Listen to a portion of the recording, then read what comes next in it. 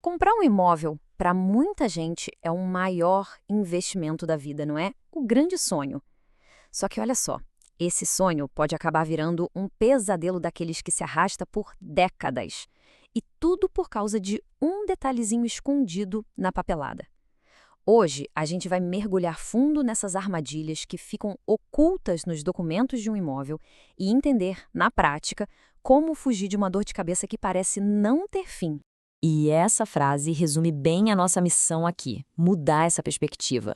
A análise que a gente fez sugere uma nova forma de pensar. Imagina o seguinte: toda essa papelada não é para ser um obstáculo, um bicho de sete cabeças. Na verdade, ela é um grande check-up do imóvel. É a ferramenta que garante que não tem nenhuma doença ali escondida, sabe? Daquelas que só aparecem bem depois que o negócio já está fechado. Pois é, e é aí que está o conflito. De um lado, tem o sonho da casa própria, a segurança de ter o seu canto. E do outro, aquela montanha de papel. Uma papelada que, se for ignorada, pode levar a problemas tão sérios, mas tão sérios, que o resultado pode ser a perda de tudo, do imóvel e de todo o dinheiro que foi investido. Então, o nosso trabalho aqui vai ser quase como o de um detetive. A gente vai investigar os suspeitos de sempre que as fontes apontam: a matrícula, a escritura, o contrato, as certidões negativas. O objetivo é um só: ter certeza de que a transação é limpa, sem nenhuma surpresinha desagradável esperando lá na frente. E a peça-chave de toda essa nossa investigação é a matrícula. Pensa nela como se fosse o RG do imóvel, a identidade oficial dele. Agora, aqui vem uma coisa que, olha, pouca gente sabe. Esse sistema, ele nem sempre existiu. Aconteceu uma revolução silenciosa que mudou tudo a partir de 1º de janeiro de 1976. Antes de 76, o sistema era outro, o de transcrição. E qual era o grande problema? O foco era todo nas pessoas, em quem vendia, e não no imóvel em si. Imagina a confusão para investigar isso. Era preciso seguir a história de dono por dono, um verdadeiro quebra-cabeça. Aí a lei veio e mudou o jogo. O foco passou a ser o imóvel. Cada um ganhou um documento único, a matrícula. E pronto. Isso organizou tudo e deixou o rastreamento infinitamente mais seguro. E essa mudança tem uma consequência prática que é, assim, gigantesca. Pensa no imóvel bem antigo, aquele que está na mesma família há gerações. Se ele nunca foi vendido ou financiado depois de 1976, ele pode simplesmente não ter uma matrícula até hoje. É isso mesmo, ele ainda vive lá no sistema antigo. A primeira venda desse imóvel agora vai forçar o cartório a inaugurar a matrícula dele, um processo que, olha, exige atenção redobrada. Ok, então a gente já entendeu o que é a matrícula. Agora, a gente chega num ponto talvez mais surpreendente dessa história toda. A gente cresce ouvindo aquela frase, né? Quem não registra não é dono. A gente trata o cartório como a verdade absoluta. Só que o alerta que a análise traz é chocante. Até mesmo a matrícula pode enganar. A verdade que está ali no papel pode ser bem frágil. O nome técnico para isso no direito é presunção relativa de veracidade. Calma, o nome é complicado, mas a ideia é super simples. Pensa assim: o que está escrito na matrícula é considerado verdade? Sim, é a versão oficial da história, até o momento. Até que alguém apareça com uma prova mais forte, algo que anule aquilo e mostre que a história, na verdade, é outra. Ou seja, é uma presunção, não uma certeza absoluta. E aí fica a pergunta, né? Como é que pode um documento oficial, emitido por um cartório, ter uma informação que pode levar a um erro tão grave? Em outras palavras, como é que a matrícula pode, na prática, mentir? Os casos que a gente vai ver agora mostram exatamente como isso acontece. E olha, é de arrepiar. Então vamos para o nosso primeiro caso. Esse aqui é um clássico dos problemas imobiliários. É a história de como um fantasma do passado, sabe? Um erro que aconteceu lá atrás numa venda pode voltar para assombrar um comprador de hoje em dia. Alguém que não fez absolutamente nada de errado. Acompanhe aqui a anatomia do desastre. Primeiro, uma pessoa menor de idade, vamos chamar de A, vende um imóvel para a pessoa B.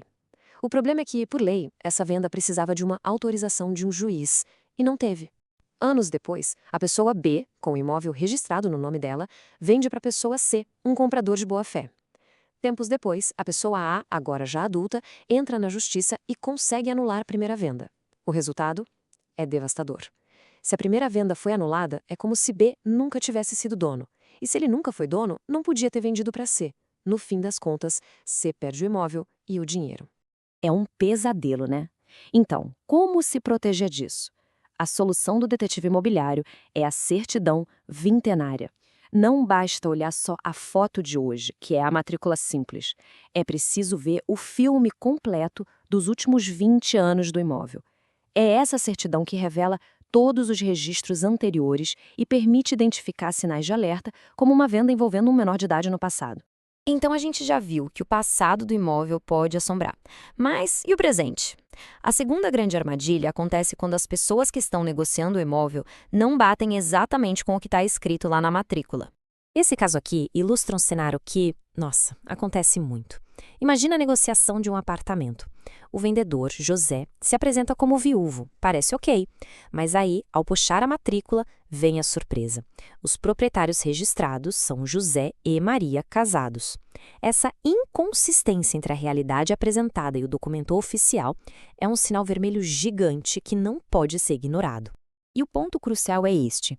Para o José poder vender legalmente, a situação da Maria, no caso o falecimento, precisa ser oficialmente atualizada na matrícula.